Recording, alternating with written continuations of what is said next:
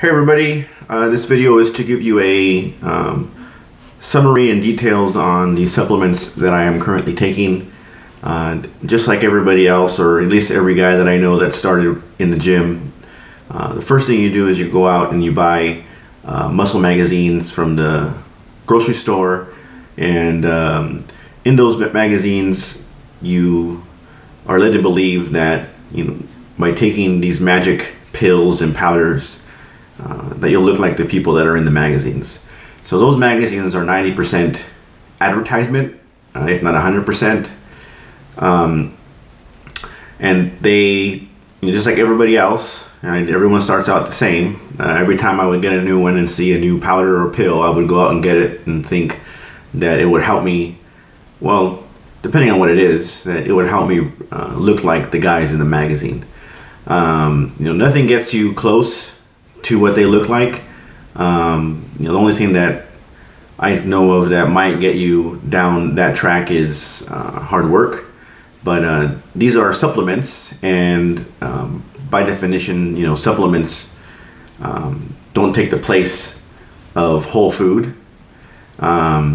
So you should be getting all your macronutrients from whole food, and as many micronutrients as you can from whole food. And until you are able to do that, you shouldn't consider taking supplements for the most part. These that I take are things that to make sure that I get all my micronutrients and as many vitamins and minerals as I can, and to help convenience wise get in all the protein that I need for the day, because sometimes it's difficult. We all have busy days, and sometimes it's difficult to get all your meals in, and eating a lot of protein is difficult. So these items help me do all those things. So number one is my protein powder here. Out of all the proteins that I've tried, and I've tried quite a few of them, this is the only powder that I find that is low in carbs. It has 3 carbs per serving, and it's also low in fat. It has 1.5 grams per serving, and 24 grams of protein per serving. That's pretty, well, depending on what you get, that could be on the high side. A good amount per scoop. But it's the only one that has all those 3 characteristics. Also, it tastes good. It's relatively inexpensive. Protein powder isn't cheap, but it's cheaper than chicken breast. But you should be trying to consume whole sources of protein before you start supplementing with protein powder. But it's relatively inexpensive, and it mixes well. So this is the only powder that I have tried that has all those characteristics.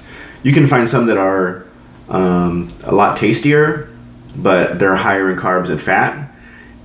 Or you can find some that are low in carbs and fat, high in protein, that don't taste that good and don't mix well. And by mixing well, I mean you can throw it in a shaker cup without any shaker balls or any of those fancy devices you put in the shaker cups to help mix the protein, and it mixes up fine. It's not gritty and it's not clumpy. So I use that just in case, or in the event that I can't have a meal and I don't want to go a long time without eating. I take 2 scoops of that, maybe a banana, or if I need something quick in the morning, it'll be 2 servings of Minute Oats, because those get soft easy in cold water, with 2 scoops of protein, and that's 50 grams of carbs and 50 grams of protein that you can digest in a cup on the go. So by no means is that the best or the only protein that is fits all those characteristics. You can find cheaper ones, but again, they may not taste as good as this guy. But that's what I use, because I found that serves the purpose that I need. And I also take, by the same company, It's not a plug by any means, but I used to take animal pack, and those are a handful of horse pills. These are relatively large pills, but you only need 3 of them for a serving. And sorry, I'm looking down at my monitor here, make sure I get this in the shot. Take 3 of them. I mean, they go down. I mean, I used to take the animal pack, shove them all in my mouth and drink some water and get them down. So that's really not a large size for me. But it has, not only does it have a lot of micronutrients that everyone needs. If you get in your basic multivitamin, it also has some that are specific to bodybuilding or weight training in general, and it has a lot of male specific vitamins and minerals in it. That's why it's called OptiMen. They also have an OptiWomen, but the breakdown of what it has is pretty good. Again, you only have to take 3. They suggest you take 2 servings of 3 if you're working out pretty hard, but I take this knowing that I'm going to get a bulk of my vitamins and minerals from whole food, and I just use this to make sure I tie up all the loose ends.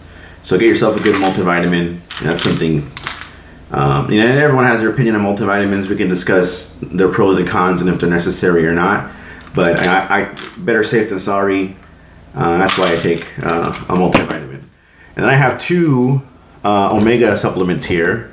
This is a flax oil, and this is fish oil, right? Everyone's favorite. This is an old-fashioned kind. This is probably one of the best ones out there.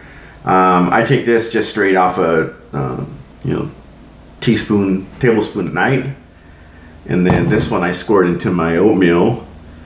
So you want to make sure you get all your omegas in. If you follow a low-fat diet for a prolonged period of time, from what I've read, it hinders fat loss because you need a certain amount of fat for hormone balance, and a lot of vitamins are fat soluble. So you can be taking this guy, and because your diet is low in fat, or if you're on a bro bodybuilding diet, as little fat, almost zero, you're not getting the vitamins you're taking in because they need fat to be digested and broken down.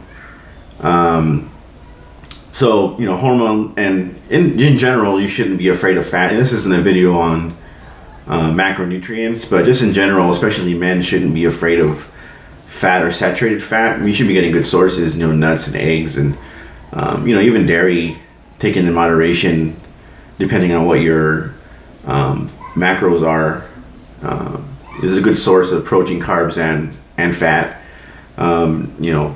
Testosterone is made out of cholesterol, and you get that from saturated fat. So specifically men should not be afraid of taking in fat. It should be good, right? Hamburgers and pizza, should not be your primary source of fat, but a red steak or a couple of eggs in the morning, or supplementing with an omega oil is encouraged for men to help get their hormones in balance, help them to digest the fat soluble vitamins and minerals. So that's what I take. Cut it down quite a bit. I used to take a lot more, again, because I was believing the hype, and unfortunately the only thing that works, the only magic pill is hard work, and keeping track of your progress and being consistent in the gym.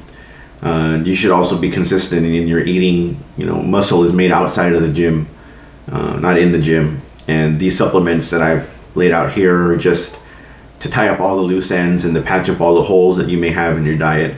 If you're not, it's impossible to get macro and micronutrients down to the gram. So this stuff just helps patch in all the gaps. Thanks a lot for watching. If you guys want any information on what these are, I'll leave the links in the description or in the blog post. And if you have anything that you think is an essential supplement that people should take, go ahead and leave a comment, and we can discuss in the comments why you think that. And I'll have more information for you guys in other videos. Like, share, and subscribe. And thanks a lot for watching.